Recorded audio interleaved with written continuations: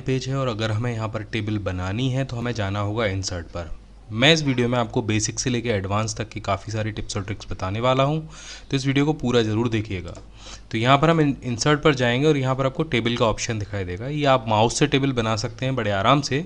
तो आप इस ऑप्शन पर क्लिक कीजिएगा।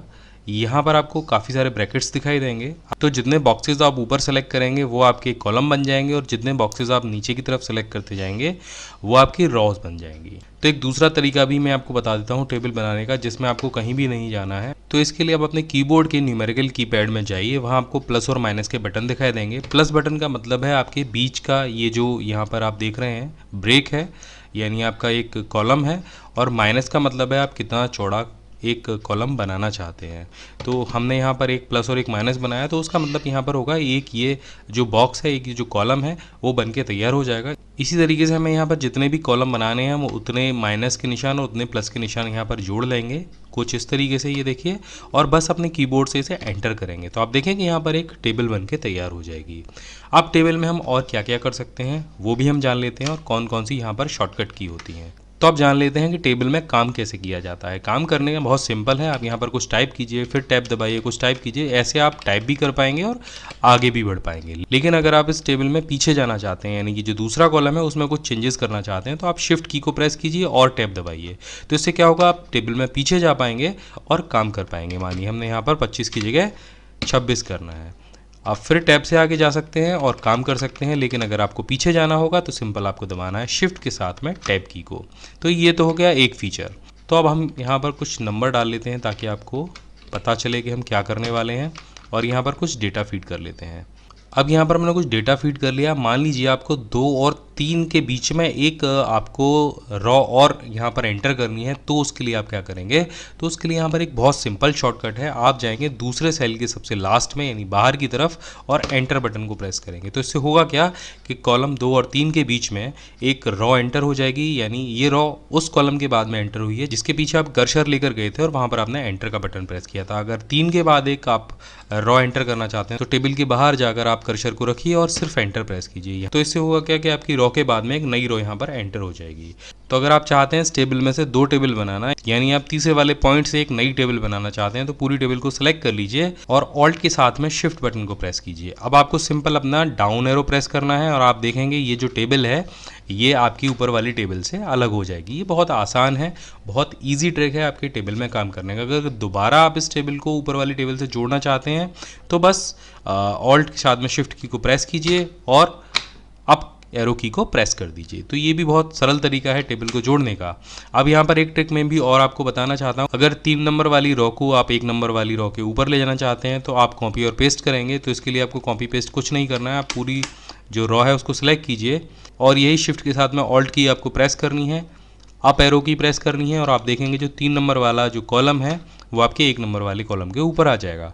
अब बता देता हूँ आपको टेबल में मर्ज करने का तरीका। अगर आपको 2 या 2 से ज़्यादा सेल का एक सेल बनाना है, यानी उनको मर्ज करना है, तो आपको सिंपल उन सभी सेल्स को सेलेक्ट करना होगा और ऑल्ट के साथ में ए और उसके बाद एम को प्रेस करना होगा। तो आप देखेंगे यहाँ पर वो सेल मर्ज हो जाएंगे। कहीं भी आप कोई भी सेल मर्ज करना हो आपको, आप देखिए यहाँ पर जैसे ये 2 सेल मर्ज करने हैं तो पहले ऑल्ट दबाइए, फिर ए दबाइए, फिर एम दबाइए, तो ये जो सेल हैं वो मर्ज हो जाएंगे। ये बहुत अच्छी शॉर्टकट की है, आप इसका इस्तेमाल कर सकते हैं अपने सेल्स को मर्ज करने के लिए।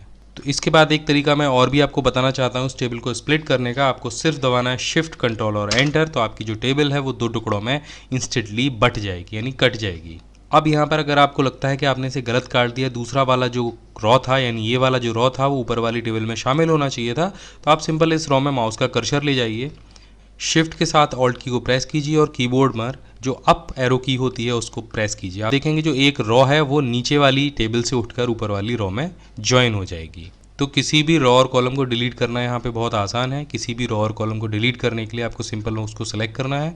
तो इस तरीके से जो एरो की है वो वहाँ पर आ जाएगी छोटी होकर, बस उसको सेलेक्ट कर लीजिए एक बार में, राइट क्लिक कीजिए और यहाँ पर आपको डिलीट कॉलम का ऑप्शन मिल जाएगा। तो इस तरीके से आप कोई भी एक पर्टिकुलर कॉलम डिलीट कर सकते हैं। इसी तरीके से आप रॉ को भी सिलेक्ट कर लीजिए, राइट क्लिक कीजिए। अब यहाँ पर आपको डिलीट सेल का ऑप्शन मिलेगा। इस पर क्लिक करते ही यहाँ पर आपको आएगा डिलीट सेल का ऑप्शन और डिलीट एंटायर रॉ का ऑप्शन आपको यहाँ पर मिलेगा। इसे ओके कर देंगे तो ये जो रॉ है ये आपकी डिलीट हो जाएगी। अब इसके बाद में ये जो आप देखेंगे ये पूरी जो टेबल है वो आपके पेज से छोटी हो गई है। इस टेबल को कैसे आप पेज पर फिट करेंगे उसके लिए यहाँ पर आपको एक आइकन दिखाई देगा, इस आइकन पर क्लिक कीजिए। ये असल में मूव आइकन है, इसकी सहायता से आप टेबल को कहीं भी मूव करा सकते हैं। मानिए मुझे टेबल यहाँ पे रखनी है या इसके बाद मुझे नीचे ले जानी है, लेकिन इसी आइकन पे क्लिक करके यहाँ पर आपको ऑटो फिट का ऑप्शन दिखाई देगा। यहाँ आपको 3 ऑप्शन दिखाई देंगे, auto fit to content, auto fit to window और फिक्स कॉलम विड्थ। तो इस समय आप फिक्स कॉलम विड्थ का इस्तेमाल कर रहे हैं, लेकिन जब आप ऑटो फिट टू विंडो का इस्तेमाल करेंगे तो जो आपकी टेबल है वो आपकी पूरी विंडो के हिसाब से यानी आपके पेज के हिसाब से फिट हो जाएगी। और जो दूसरा ऑप्शन है ऑटो फिट टू कंटेंट, तो ये क्या करेगा, ये आपके जो टेबल में जो भी टेक्स्ट लिखा होगा उसके हिसाब से कॉलम को सेट कर देगी। तो इसको करके देख लेते हैं, ये कुछ इस तरीके से आएगा। यानी आपने यहाँ पर 3 नंबर लिखे हैं तो 3 नंबर्स के हिसाब से सेट हो जाएगा। कहीं अगर 5 नंबर हैं तो 5 नंबर के हिसाब से ये टेबल की विड्थ है वो सेट हो जाएगी। लेकिन अगर आप ऑटो फिट टू विंडो करते हैं तो सभी कॉलम आपके जो पेज है उसके हिसाब से यहाँ पर सेट हो जाएंगे। अब यहाँ पर सबसे काम की चीज़ मैं आपको बताने वाला हूँ वो है टेक्स्ट डायरेक्शन। मान लीजिए आपने यहाँ पर कोई बहुत लंबा शब्द लिखा है, जैसे यहाँ पर मैं लिख देता हूँ माय बिग गाइड, लेकिन ये जो कॉलम है उसके हिसाब से बहुत छोटा है। तो ऐसे शब्दों को लिखने के लिए हम इसका टेक्स्ट डायरेक्शन बदल देते हैं। टेक्स्ट डायरेक्शन कैसे बदलते हैं वो मैं आपको बता देता हूँ। बस आपको इस सेल को सेलेक्ट करना है, राइट क्लिक करना है और यहाँ पर आपको दिखाई देगा टेक्स्ट डायरेक्शन का ऑप्शन, इस पर क्लिक कर दीजिए। आप यहाँ पर देखेंगे आपको 3 तरीके के ओरिएंटेशन दिखाई देंगे। तो ये जब आप इस पर क्लिक करेंगे और ओके करेंगे तो आपको जो टेक्स्ट है वो कुछ इस तरीके से दिखाई देगा। और उसके बाद अगर आप दूसरे ऑप्शन को सेलेक्ट करते हैं यानी दूसरा टेक्स्ट डायरेक्शन सेलेक्ट करते हैं तो आपको जो आपके कीवर्ड्स हैं वो कुछ ऐसे तरीके से दिखाई देंगे। तो आप जैसे भी चाहें टेक्स्ट डायरेक्शन का इस्तेमाल कर सकते हैं। जब आपके पास कॉलम की संख्या ज़्यादा होती है, टेक्स्ट आपको ज़्यादा लिखने होते हैं, तब हम इसका इस्तेमाल करते हैं। तो एक छोटे से पेज पर हम अपने टेक्स्ट को सेलेक्ट कर सकते हैं। जब हम इस टेक्स्ट डायरेक्शन को इस्तेमाल करेंगे तो आप देखेंगे ऊपर के जो सारे ऑप्शन हैं वो उसी तरीके से हो जाएंगे जैसे नीचे वाला आपका टेक्स्ट डायरेक्शन है। इसको अगर आप सीधा कर देंगे, सीधा करने के लिए आपको सिंपल कुछ नहीं करना है, आपको सिलेक्ट करना है, टेक्स्ट डायरेक्शन में जाना है और यहाँ पर ऊपर वाले टेक्स्ट को सिलेक्ट करना है, तो ये जो टेक्स्ट है वो सीधा भी हो जाएगा।